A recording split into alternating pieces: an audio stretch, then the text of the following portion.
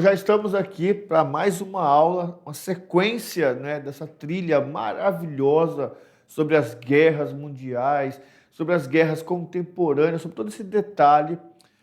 Na nossa primeira conversa sobre a matemática na guerra ou a matemática da guerra, nós falamos sobre mensagens criptografadas, né? Falamos sobre cifras, falamos sobre Júlio César, falamos sobre aquele. Eu não consigo falar o nome dele, não adianta, tá? Já tentei, já coloquei no áudio, escutei, é muito difícil, é muito complicado. Mas lá em 1900, que deixou a mensagem criptografada. Falamos sobre Alan Turing, falando sobre ele. Assistiram o filme? É muito importante que nesse momento, né, de construção, né, dessas trilhas, você participe, você consiga enxergar. Se você assistiu o filme, você conseguiu ter uma noção ali dessas duas guerras mundiais ali, ó, né, que nós tivemos, esse avanço tecnológico. Você conseguiu ver a matemática lá dentro da guerra? Agora, trouxemos outro momento importante para falar com vocês com relação às guerras.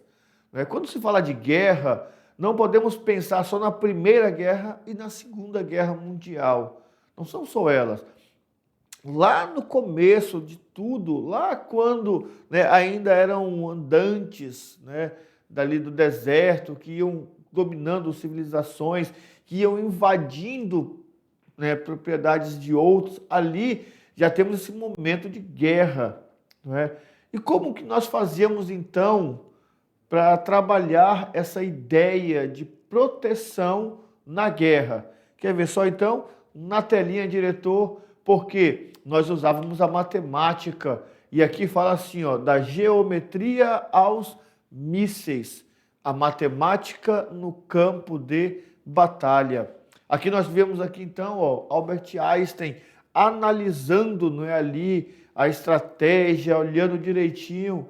Então, presta atenção agora nestas imagens. Conhecem? Não? Essa aqui vocês conhecem? Ah, essa vocês conhecem, né?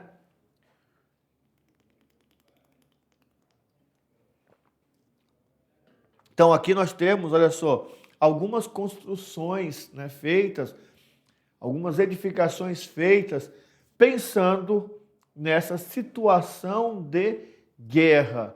Aqui, esse é mais comum para nós aqui de Rondônia, não é? Então, vamos lá então com esse avanço.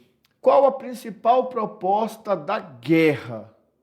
Estamos falando de guerra, Primeira Guerra Mundial, Segunda Guerra Mundial, guerra não sei de onde, guerra não sei de quem. Mas qual é a principal proposta da guerra? Quando eu proponho atacar alguém, o que eu quero? Então, a primeira proposta da guerra é a imposição da força e também a defesa de suas limitações. Às vezes eu ataco alguém para mostrar que eu sou forte, ou às vezes eu ataco alguém para me defender. Ou se eu não quero atacar ninguém, eu vou ali, né, fazer de maneira com que eu não seja atacado, certo? Geralmente busca se impor a vontade de um Estado sobre outro, garantindo interesses políticos, econômicos ou territoriais. Uma vez que eu ataco, preciso me organizar para o contra-ataque. As primeiras proteções eram feitas com edificações de grandes muralhas. Aqui eu já faço uma proposta para vocês. Depois pesquisem ou estudem ou assistam o filme de Troia, né? Uma das maiores construções, edificações de proteção. E como que eles foram derrotados? Como que o inimigo conseguiu superar? Cadê essa proteção? Volta aqui, canetinha. Como que ele conseguiu superar essa muralha ali proposta por Troia? Então, esse é o primeiro passo. A guerra, ela tem dois fundamentos. Ou eu vou impor a minha composição de força, vou impor a minha força, ou eu, com medo, vou me impor para me proteger. Beleza. olha só aí que bonitinha, por trás das muralhas ou mesmo no alto das torres de vigia, os soldados tinham vantagem sobre seus adversários. Em Troia vocês vão ver muito bem isso. E nas grandes construções, com traços geométricos, olha só que linda, olha só que lindo, tá vendo? Com traços geométricos, eles conseguiam, né, dificultar a visão ou mesmo a entrada de seus oponentes. Então, esses traços, essa construção tem esse objetivo. Olha só que interessante. Imagina só, de repente, você invade, chega aqui, estou perdido, não sei para onde ir, não sei o que fazer. Por quê? Porque ali nós temos, não é, essa estrutura geométrica feita com fundamentos, né, da geometria mesmo, com dados e com contribuição de grandes matemáticos. Então, na Primeira Guerra Mundial, aqui, ó, eles usavam esses detalhes das trincheiras para se proteger. Vocês já viram lá com o professor, né, a Primeira Guerra Mundial. Na Primeira Guerra Mundial, olha só, no primeiro momento de guerra, eles usavam grandes construções, grandes muralhas, tá? Esses muros aqui, eles tinham uma altura muito grande, tanto é que para subir, os soldados usavam escada. Aqui nesse canto aqui, né? Não é trincheira o nome, mas tinha uma estrutura onde o soldado ficava aqui dentro, caminhando, com proteção.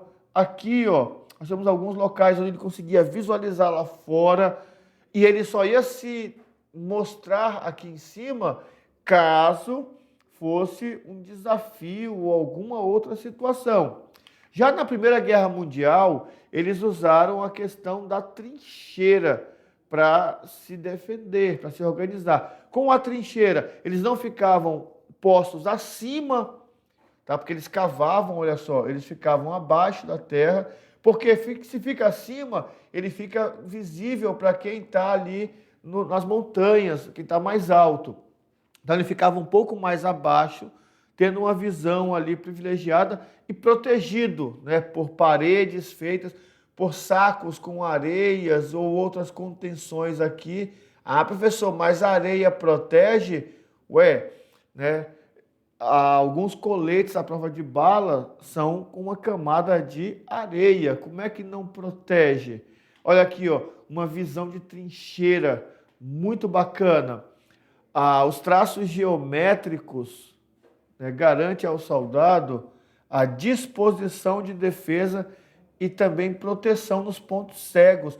De repente eu estou bem aqui, ó, nesse ponto aqui, eu consigo enxergar quem vem daqui, quem está por aqui. Eu tenho uma visão muito ampla. Quem está vindo por aqui não vai me enxergar ali, porque essa parede vai me proteger, essa curvatura aqui, ó, faz com que eu fique mais escondido. Então, é o que nós chamamos de pontos cegos da construção. Você já deve ter reparado que tem alguns lugares da sua casa que parece que você fica escondido ou que as pessoas não conseguem te enxergar ali. Essas grandes edificações de guerra tinham esse trabalho, tá bom? De proteção e de esconderijo. Mas eu estou escondido, mas não estou escondido. Quem está comigo aqui consegue enxergar-me. Quem está comigo aqui consegue visualizar o soldado, né? Vocês não tinham visto aqui, não é, os soldados? Então, estou mostrando para vocês aqui que eu tenho vários soldados aqui dispersos nessa trincheira. Olha só aqui, vários soldados dispersos aqui nessa trincheira. Mas eles estão posicionados de maneira que, de repente, eu não consigo enxergá-los, os pontos cegos. Então, essas edificações geométricas têm essa finalidade. Fortificações no Brasil. Professor, mas o Brasil nem tem guerra no Brasil. Pois é, mas presta atenção. A construção dos fortes no Brasil foi uma estratégia portuguesa para garantir a soberania territorial, defender o litoral de invasões estrangeiras, principalmente de franceses e holandeses, né, que queriam tomar posse do Brasil, e proteger o comércio, resultando em centenas de fortificações. Iniciadas no século XVI, essas estruturas evoluíram de paliçadas de madeira para complexas construções de pedra e cal, concentrando-se inicialmente no litoral e posteriormente em áreas de fronteira, principalmente nas regiões da Amazônia e de Prata. Presta atenção, as razões e fatos que contextualizam e avançam as ações para o interior do Brasil iniciaram com o Tratado de Tordesilhas, em 1494. Olha que interessante, o Brasil só foi descoberto em 1500. Entenderam? 1494, Tratado de Tordesilhas, seguido dos Tratados de Madrid, em 1750, e o Tratado de El Pardo e de Santo Ildefonso, em 1775, que foram os atos que definitivamente interferem na conformação de defesa e definição da fronteira brasileira pelos portugueses, embora o confronto com a coroa espanhola se deva frequentemente. É, portanto, através desses tratados que melhor se identifica as ações de ocupação e defesa de Marquês de Pombal nas fronteiras do Brasil com as fortificações que foram construídas. Trata-se, sobretudo, Fortaleza de São José do Macapá, está aqui, ó, São José do Macapá, o Forte Príncipe da Beira, aqui, ó, Forte Príncipe da Beira, né, que nós mostramos lá no começo da aula, e o Forte de Coimbra, em Corumbá, Forte de Coimbra. Então, Forte de Coimbra, Forte Príncipe da Beira e aqui o Forte de São José. E também a construção de alguns presídios, não é? O presídio de Mirandá e o Forte de Iguatemi. Esse aqui eu só consegui encontrar, né, dele um registro de uma planta baixa, por isso não coloquei, tá bom? E o presídio não achei interessante, porque estamos falando de fortificações, tá? De edificações. Percebam os traços geométricos, olha só os desenhos, os traços da geometria dentro das construções dos fortes, já aqui no século XVI. Século XVI, no Brasil. Princípios geométricos e estratégias. Vou colocar aqui, vou conversar com vocês aqui rapidinho. Olha só, olha que interessante. Com a construção dos fortes no Brasil, precisou-se instruir os soldados a terem uma visão estratégica dentro do forte. Lembra que eu falei para vocês que lá nas trincheiras os soldados ficavam em pontos estratégicos, pontos cegos, onde ele tinha uma visão ampla de todo o espaço, ele enxergava tudo, mas quem vinha para o contra-ataque não enxergava por conta desses traços, dessas curvas geométricas. No primeiro momento, né, quando eles colocaram soldados dentro dos fortes no Brasil, e os soldados eram basicamente quê? Pessoas desinstruídas, pessoas que não tinham instrução, nativos daquela região, né, alguns escravos que estavam por ali, e algumas pessoas que foram nascendo naquele momento ali de construção. Beleza, eles não tinham conhecimento nenhum. E aí foi quando sentiu-se a necessidade então, traz pessoas especializadas para ensinar geometria para esse povo, para mostrar para eles a importância dessa geometria. Se você for pesquisar direitinho, você vai ver que o estudo de geometria no Brasil se dá principalmente ou primeiramente pela necessidade de formar os soldados para estarem ali nas trincheiras, Não, nas fortificações. Trincheira foi usada na Primeira Guerra Mundial ali, né? É muito específico da Primeira Guerra Mundial. Não que outros não tenham usado, tá? Importante. Pode ter outros locais que tenham usado, mas ela é importantíssima, é uma estratégia de guerra da Primeira Guerra Mundial. Então, e aí a geometria traz os traços, traz tudo, mas só isso? Não. Na telinha, então, diretor, por quê? As figuras geométricas, elas trazem aqui, olha só aqui, ó, os triângulos ali nas fortificações. O triângulo é considerado a forma geométrica mais forte, porque distribui peso e pressão de maneira uniforme. Essa característica é essencial para a integridade da estrutural. Então, aqui vamos imaginar, né, vamos aliar que na construção as amarrações todas são feitas com triângulos. Formas estreladas, né, nos baluartes. Vocês viram que os baluartes eles ficam ali meio que, né, formando um losango, né? Vocês viram? E eles ficam todos nas pontas dos fortes. A maioria dos fortes, ou quase todos os fortes do Brasil, tem nas suas pontas, nas quinas, aqueles baluartes. Então, as fortalezas evoluíram para formatos de estrelas ou pentágonos / hexágonos, utilizando baluartes angulados para eliminar ângulos mortos, a área onde a defesa não consegue alcançar. Essa forma geométrica permite que os defensores disparem de múltiplas posições contra um atacante. Se vocês forem ao Forte Príncipe da Beira, ou quem já foi, percebeu que nesses baluartes ficam os canhões, não é? Porque é uma visão melhor, é um ângulo melhor de defesa, e esse ângulo de defesa, não é? A gente vê na geometria analítica, na geometria plana, foi crucial para calcular os ângulos precisos dos muros, das muralhas e dos baluartes, garantindo que o fogo cruzado protegesse as paredes adjacentes e maximizasse o alcance dos canhões. E aqui, além porque estamos falando de defesa, certo?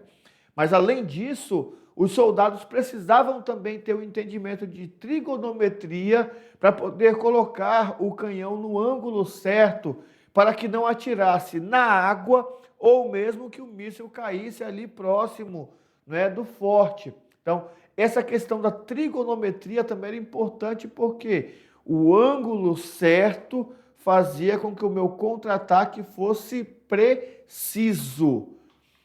Utilização práticas, resistência das formas, estruturas anguladas, pirâmides, cones, cilindros, oferecem maior resistência a impactos externos, com o triângulo sendo a forma mais rígida. Então, olha só, eu usava ali aquela estrutura geométrica, né, chamada de corpos redondos, ou mesmo as pirâmides, para ter uma força de proteção maior. A geometria na engenharia militar, conhecida como traçado italiano, transformou vários fortes em polígonos complexos, minimizando a eficiência dos canhões. Então, quando eu tenho essa estratégia de defesa, eu vou diminuir a eficiência do meu oponente. E quando o meu oponente tem a sua força minimizada, ele corre o risco de ficar com medo. De repente, né, se você for assistir o filme de Troia, até coloquei aqui de volta, olha só, a Grande Muralha, para que você possa assistir depois Troia, você vai perceber que numa das conversas no filme, quem está ali conversando fala assim, então vamos invadir Troia. Outros falam assim, ó, não, olha só, já tentamos por várias vezes e não é tão fácil. O negócio lá é complicado, eles têm uma grande muralha, então nós não vamos com você. Ó, o medo faz com que eu fique receoso. Então, todo esse detalhe da geometria, né, dos cilindros, das pirâmides, dos cones, tudo isso traz uma resistência maior às paredes adjacentes, às paredes próximas ali, E além disso, você viu lá no texto que eles colocavam triângulos por trás, né? Por trás das paredes tem aqueles triângulos ali segurando. Não é só um suporte à parede, não. É para dar uma maior rigidez à parede, porque o triângulo é a figura geométrica mais rígida que nós conhecemos. Beleza? Então agora, na telinha, vamos protagonizar. E essa daqui vai ser bem legal, porque nós vimos grandes muralhas. Eu citei aqui Troia, mas existem outras. Com certeza os professores devem ter falado com vocês sobre essas edificações, sobre todas elas. Falamos sobre as trincheiras, muito utilizadas na Primeira Guerra Mundial. E falamos também sobre a construção dos fortes no Brasil, não é? Com uma tendência de proteção. Portugal queria se proteger dos invasores franceses e holandeses, é isso? Deixa eu só ver se eu estou certo. Franceses e holandeses, cadê? Isso, olha aí, tá vendo? Franceses e holandeses. E aí a proposta para a aula agora é a seguinte. Olha só, vimos na aula a construção de defesa.